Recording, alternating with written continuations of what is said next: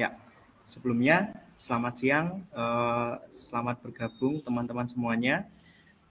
Di siang hari ini perkenalkan saya Albertus Dustianugroho, mahasiswa program SIB AI Hustler dari Bisa AI Academy, ingin berbagi tentang cloud computing. Jadi nanti mungkin lebih tepatnya berdiskusi seperti itu ya, berdiskusi tentang seputar cloud computing karena ya punya sedikit pengalaman di cloud computing, jadi yang akan saya bagikan ke teman-teman semuanya adalah tentang cloud computing. Mungkin langsung saja saya share screen-nya ini.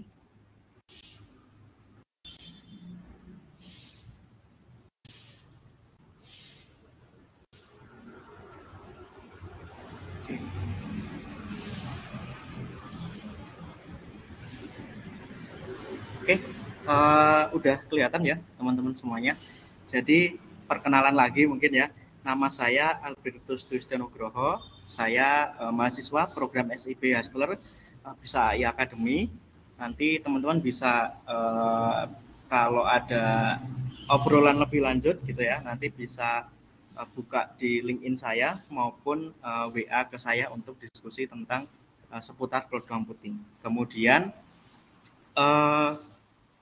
ya, nanti diskusi seputar cloud computing ini masih sangat awam, jadi yang akan saya sampaikan ke teman-teman semuanya adalah konsep awal dari cloud computing itu sendiri, seperti itu. Jadi masih sangat awam.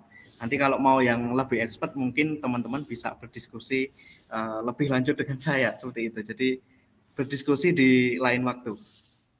Nah, mungkin langsung saja.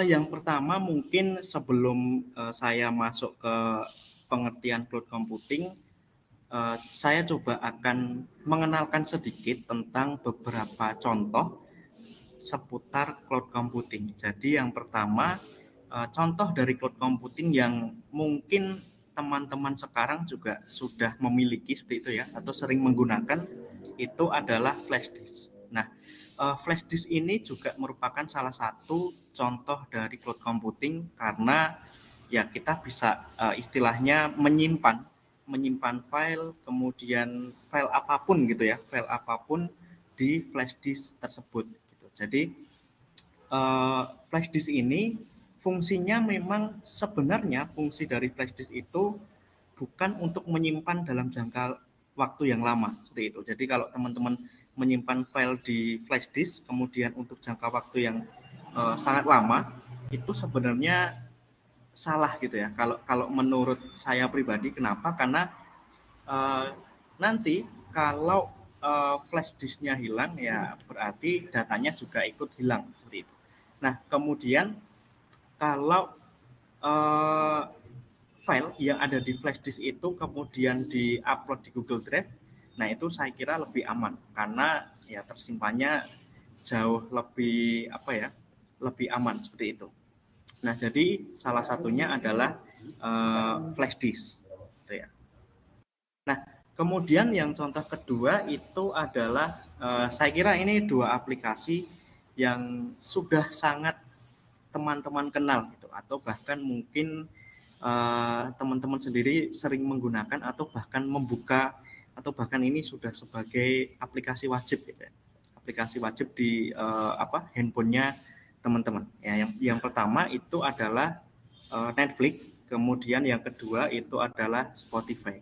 Nah, dua aplikasi ini juga merupakan salah satu contoh dari cloud computing. Kenapa? Karena mungkin teman-teman juga sudah tahu bahwa Netflix itu kan salah satu platform untuk menonton video gitu ya, atau menonton film. Nah, yang mungkin yang jadi pertanyaan adalah filmnya tuh disimpan di mana? Nah, film yang ada di Netflix itu disimpan di cloud storage gitu. Jadi ketika disimpan di cloud storage dia dapat diakses oleh banyak orang dan tanpa ada halangan wilayah gitu. Jadi lebih scalable. Nah kemudian juga Spotify juga sama. Spotify juga menyimpan berbagai musik yang ada di dalamnya itu juga di di cloud storage juga gitu. Jadi teman-teman bisa mengakses kapan saja dan juga di mana saja seperti itu. Oke, itu tadi contohnya. Kemudian nah ini saya kira contoh yang lebih banyak lagi gitu ya. Cloud computing itu secara tidak langsung hadir di di kehidupan kita itu. Mungkin tanpa teman-teman sadari atau istilahnya secara tidak langsung teman-teman sudah menggunakan, tetapi mungkin belum tahu bahwa eh, platform yang teman-teman gunakan itu menggunakan cloud computing. Nah, di sini ada banyak contohnya. Kalau sosial media ini saya kira teman-teman mungkin sudah punya semua gitu ya. Ada TikTok, kemudian ada WhatsApp, ada Line, ada Twitter, ada Instagram dan lain sebagainya. E-commerce juga, kemudian entertainment and games, kemudian ada conference, kemudian ada productivity. Nah, kalau conference memang kita menggunakan tampil gitu ya, yang belum tercantum di sini gitu. Mudah-mudahan segera tercantum di contoh sebagai contoh gitu ya. Nah, ini adalah beberapa aplikasi, beberapa platform yang juga menggunakan teknologi dari cloud computing gitu. Oke. Nah, kemudian mungkin supaya lebih memudahkan teman-teman gitu ya dalam memahami apa itu cloud computing, di sini saya coba analogikan menjadi dua analogi. Yang pertama adalah menyimpan uang di dompet digital atau yang sering kita gunakan mungkin GoPay, kemudian Dana dan lain sebagainya gitu ya. Kemudian yang kedua adalah perubahan paradigma menyimpan data.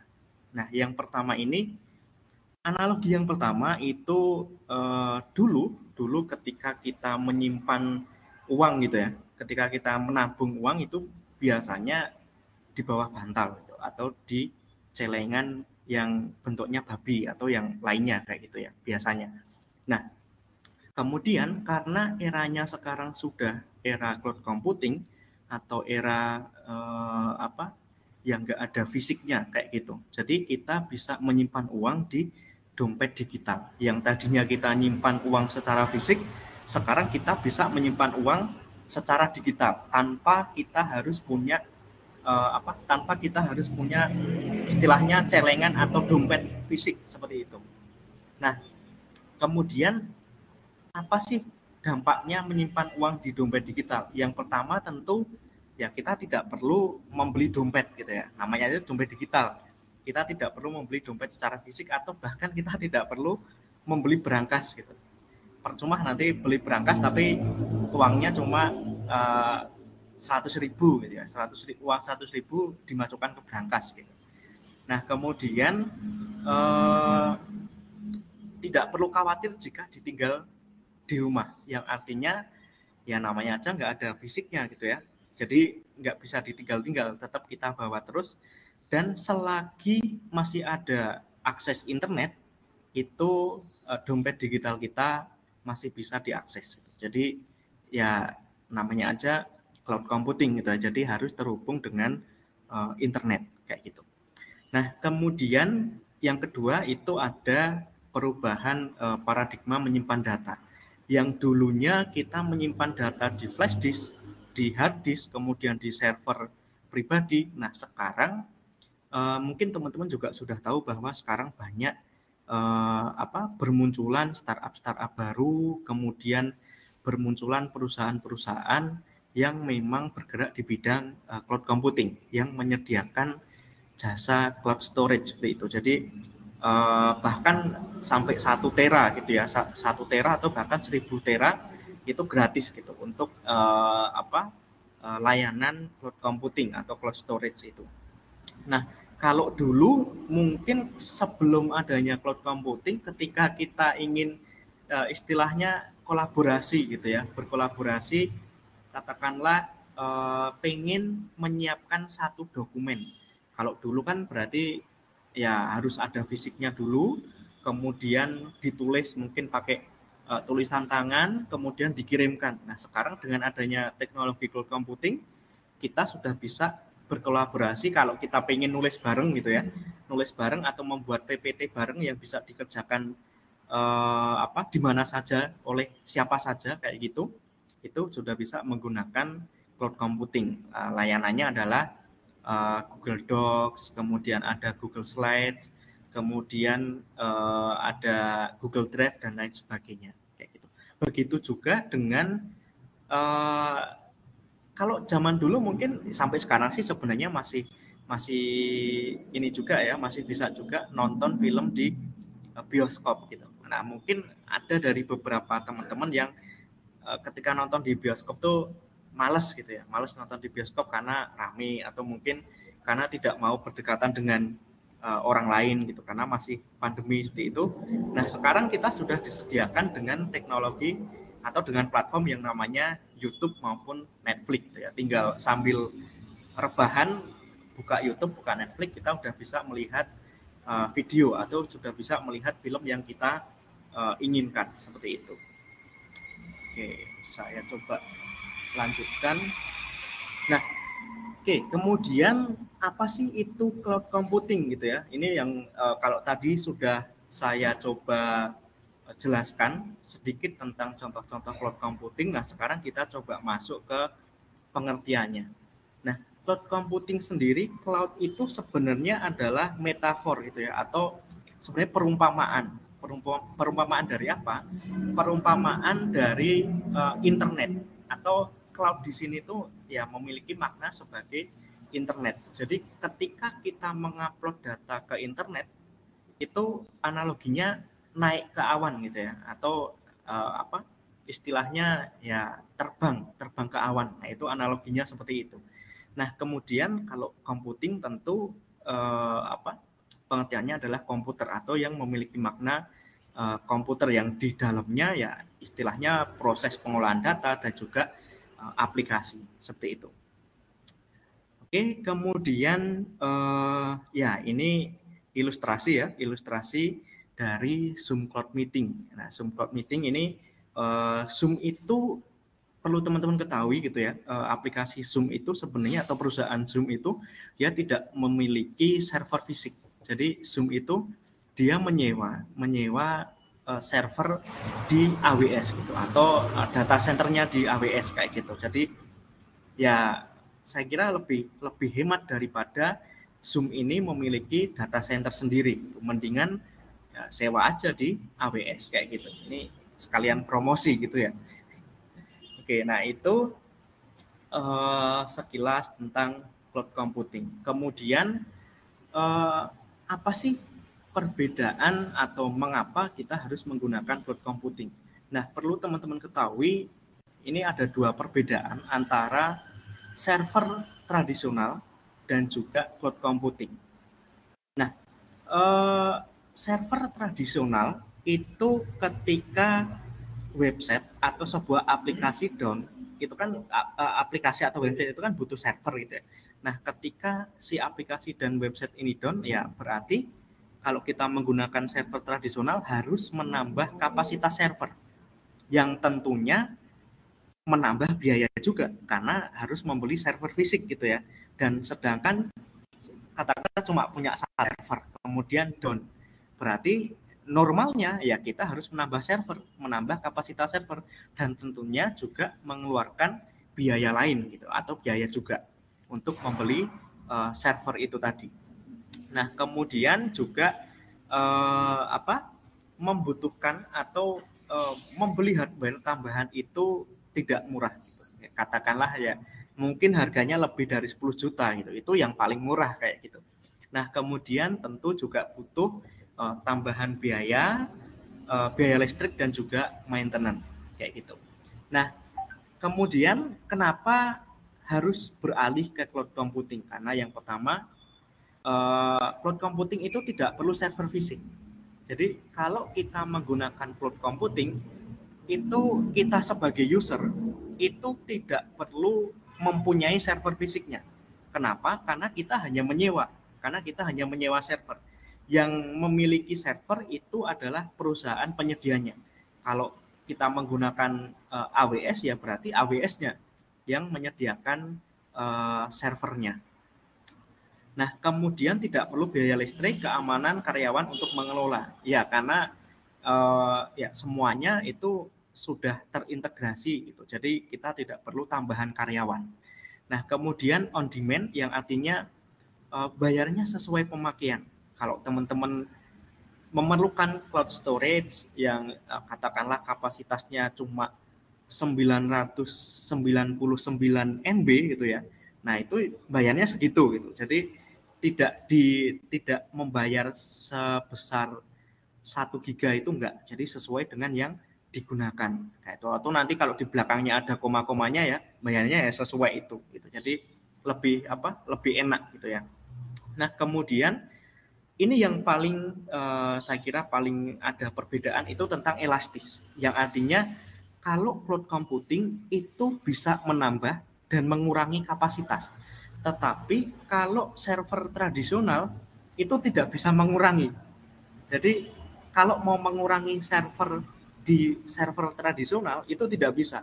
Bisanya hanya menambah gitu. Jadi kalau seumpama servernya pengen dikurangi ya berarti beli baru lagi. Kalau di server tradisional itu. Kalau di cloud computing itu bisa mengurangi dan juga bisa menambah kayak gitu.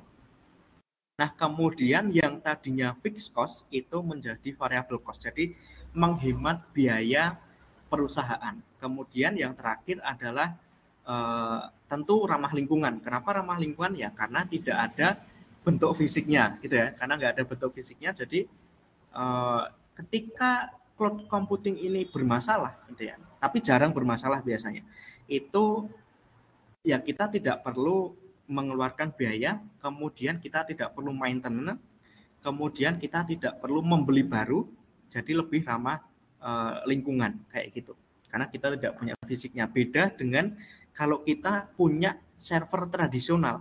Ketika si server tradisional ini rusak, nah kemungkinannya cuma ada dua. Kalau bisa diperbaiki, digunakan lagi. Kalau tidak bisa diperbaiki, itu akan jadi limbah elektronik kayak gitu. Oke, kemudian, nah ini perbedaan antara cloud computing dan juga tradisional computing atau tradisional server seperti itu ya. Nah, kalau dulu kalau ada dua perusahaan atau institusi gitu ya, perusahaan A maupun perusahaan B, ketika ingin menggunakan server tradisional, ya mereka harus punya sendiri-sendiri, harus membeli sendiri-sendiri kayak gitu. Nah, tetapi dengan adanya cloud computing, hanya dengan satu server gini ya, satu data center gini, itu kita bisa menyewa melalui internet, bisa digunakan secara bersama kayak gitu. Jadi lebih hemat gitu ya. Jadi nanti akan coba saya jelaskan tentang model dari cloud computing. Nanti ada beberapa modelnya. Gitu. Jadi lebih hemat biaya karena ya satu data center bisa digunakan oleh beramai-ramai gitu. Kalau tradisional computing harus beli sendiri, jadi lebih mahal gitu ya. Oke. Nah kemudian, ini mungkin seberapa mahal gitu ya? Seberapa mahal sih server itu? Nah, kalau dilihat di toko hijau gitu ya, di Tokopedia gitu ya, toko hijau itu harganya 12.500.000. Ini untuk server. Nah, kita coba kita coba pikirkan aja. Kalau satu server aja 12,5 juta, ya kalau kita ingin membangun sebuah data center, ya kita butuh berapa ratus juta itu, atau bahkan berapa miliar kayak gitu. Nah, sedangkan kalau kita menyewa cloud computing secara online gitu ya, atau menyewa di perusahaan, itu kita mungkin hanya butuh 1 sampai 3 juta saja untuk menyewa dengan kapasitas yang sama. Kayak gitu. Oke, kemudian ini adalah evolusi dari cloud computing sendiri. Jadi yang awalnya adalah distributed computing sampai pada di tahun 2007 itu menjadi cloud computing. Kalau dulu ini masih Web 2 gitu ya. Web 2 sekarang udah Web 3 ya, yang kita sudah bisa berinteraksi di di dunia maya gitu ya, dengan adanya VR dan lain sebagainya. Oke, kemudian untuk cloud computing service model sendiri itu ada 3. Yang pertama itu ada IaaS atau Infrastructure as a Service, kemudian ada PaaS atau Platform as a Service, kemudian ada SaaS atau Software as a Service. Nah, nanti coba akan saya berikan analogi saja supaya teman-teman lebih mudah. Nah, analoginya seperti ini. Kalau teman-teman berpindah dari satu kota ke kota lain dan kemudian ingin mencari akomodasi gitu ya. Akomodasi itu mungkin bisa tempat tinggal gitu ya, bisa tempat tinggal. Nah, kira-kira apa yang teman-teman lakukan? Nah, analoginya seperti ini. Yang pertama adalah apakah teman-teman akan membangun rumah baru? Nah, membangun rumah baru ini sama dengan IaaS atau Infrastructure as a Service yang fungsinya adalah memang untuk membangun. Jadi kalau teman-teman butuh server dan lain sebagainya itu di IaaS gitu ya, membangun dari awal. Nah, tentu kalau membangun dari awal ya sangat sulit gitu ya, sangat sulit dan tentunya membutuhkan waktu yang sangat lama. Nah, kemudian yang kedua adalah menyewa atau membeli rumah. Nah, ini adalah analogi dari PaaS yang artinya kalau teman-teman menyewa atau membeli rumah berarti rumah kan biasanya kosongan gitu ya yang dibeli. Berarti teman-teman harus menambahkan beberapa furnitur di situ. Entah nanti harus dicat lagi dan lain sebagainya. Nah, itu bisa dilakukan di PaaS. Jadi PaaS atau Platform as a Service itu istilahnya platform yang sudah ada kemudian ditambahi lagi gitu, ditambahkan lagi gitu. Nah, kemudian ini yang terakhir. Nah, yang terakhir ini bisa dikatakan tinggal enaknya gitu ya, atau tinggal pakai, yaitu teman-teman memilih untuk stay in hotel atau ya tinggal di hotel saja karena lebih enak gitu ya. Nah, ini adalah analogi dari SaaS atau Software as a Service. Nah, contohnya apa? Contoh dari Software as a Service itu, sebentar. Contoh dari Software as a Service itu adalah salah satunya Instagram. Nah, itu kan teman-teman bisa langsung menggunakan gitu ya, tinggal daftar kemudian digunakan. Atau WhatsApp, daftar kemudian bisa langsung digunakan. Nah, itu adalah salah satu contoh dari SaaS. Atau kalau di analogi di sini itu sebagai sebuah hotel yang artinya teman-teman tinggal pakai aja, tinggal bayar kemudian tinggal pakai gitu ya. Fasilitasnya sudah ada semua di hotelnya kayak gitu. Oke. Nah, kemudian ini juga bisa untuk memudahkan teman-teman tadi ya, kalau masih bingung dengan analogi yang disampaikan tadi, itu kan ada 3 ya, cloud service itu ada SaaS, ada PaaS, ada IaaS, yang artinya kalau PaaS atau kalau IaaS gitu ya, infrastructure itu digunakan untuk berpindah gitu ya, untuk istilahnya moving atau dari yang tadinya tradisional ke cloud computing. Nah, kemudian kalau yang PaaS itu untuk membangun. Yang artinya yang tadi ya, untuk menambahkan beberapa fitur dan lain sebagainya. Nah, kemudian kalau yang SaaS itu menggunakan. Jadi tinggal pakai saja. Enaknya di situ gitu. Jadi kalau teman-teman masih bingung ya secara tidak langsung itu teman-teman sudah menggunakan yang SaaS. Contohnya yang Instagram, WhatsApp, Gmail dan sebagainya itu adalah contoh dari SaaS seperti itu. Nah, kemudian apa sih yang akan kita dapatkan gitu ya? Atau istilahnya kalau kita menggunakan PaaS, kemudian menggunakan IaaS, menggunakan SaaS, itu kita bisa apa gitu, kita bisa apa, atau kita bisa istilahnya apa yang bisa kita edit atau apa yang bisa kita ubah. Nah, kalau IaaS teman-teman itu bisa mengubah dari yang application atau ke ini OS ini ya, atau operating system. Nah, ini yang bisa teman-teman, artinya bisa teman-teman ubah-ubah mulai dari datanya berapa, runtime dan lain sebagainya. Nah, kemudian untuk yang virtualization, kemudian server, storage, networking ini dikelola oleh vendornya.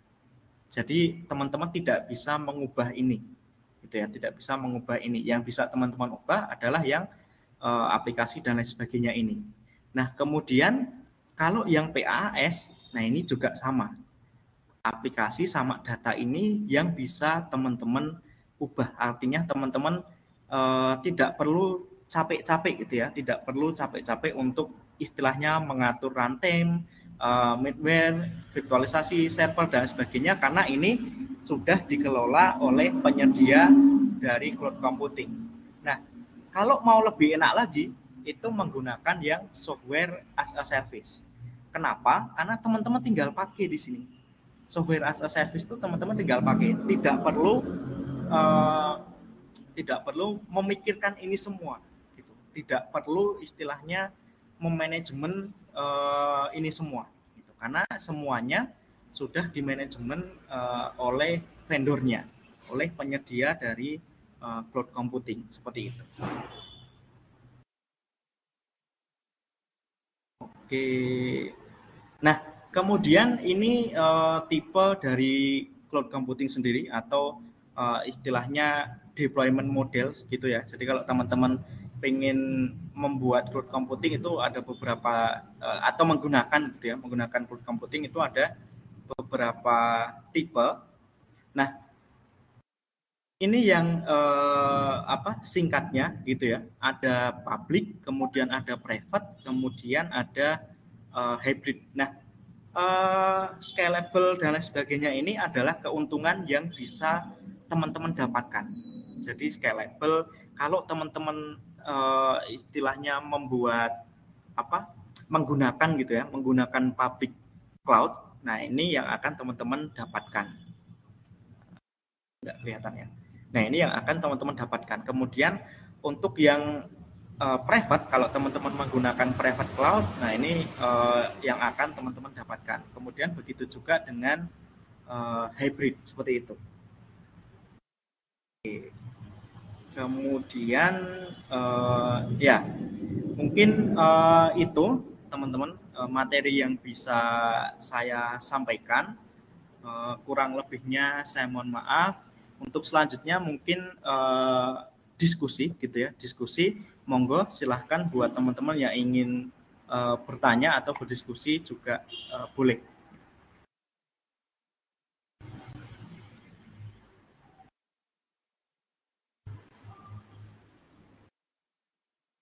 Oke, mungkin ada yang ingin didiskusikan oleh teman-teman semuanya.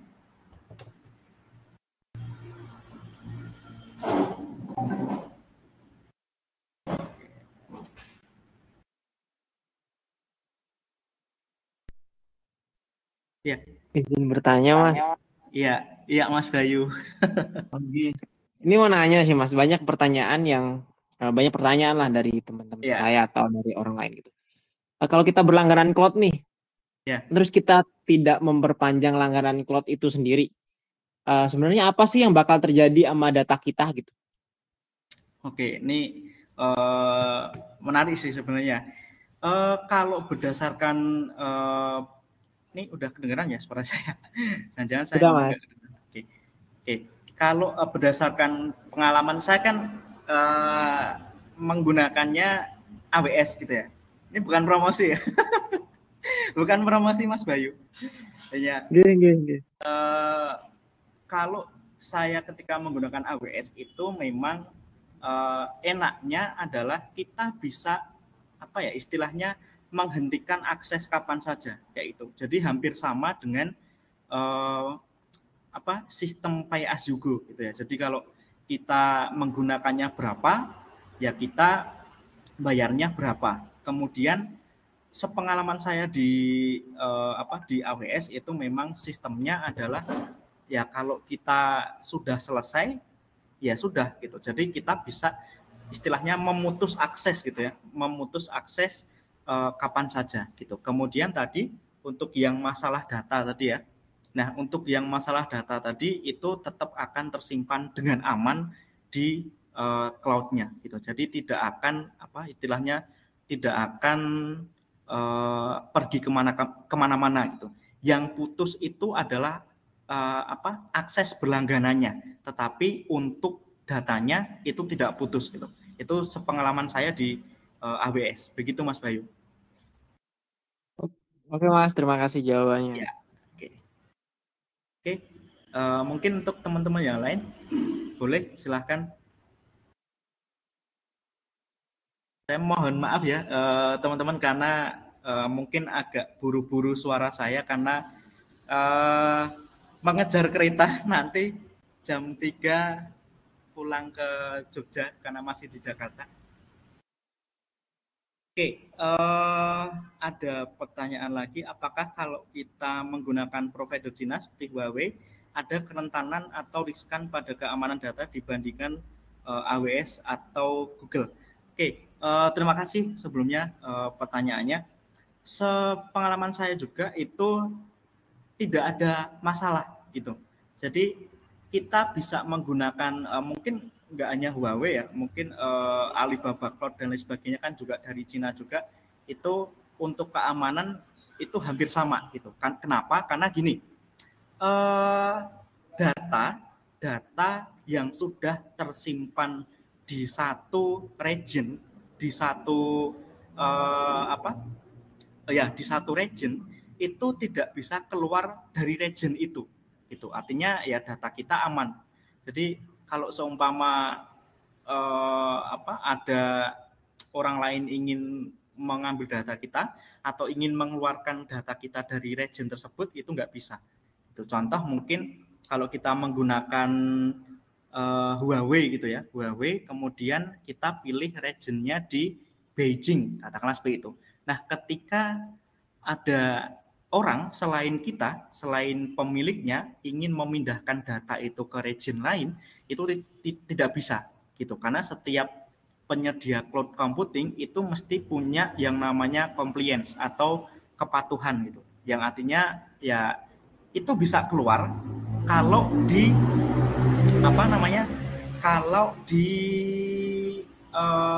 diizinkan oleh penggunanya gitu. Jadi kalau menurut saya tetap aman seperti itu. Mungkin itu jawaban saya. Nanti kalau kurang mungkin belum puas dengan jawaban saya bisa berdiskusi lebih lanjut.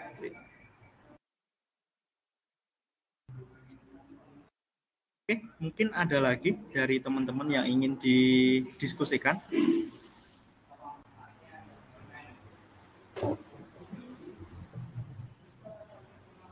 Oke, terima kasih Mas Patrick Santino dan juga Mas Bayu Krishna Aji. Oke, ada lagi dari teman-teman?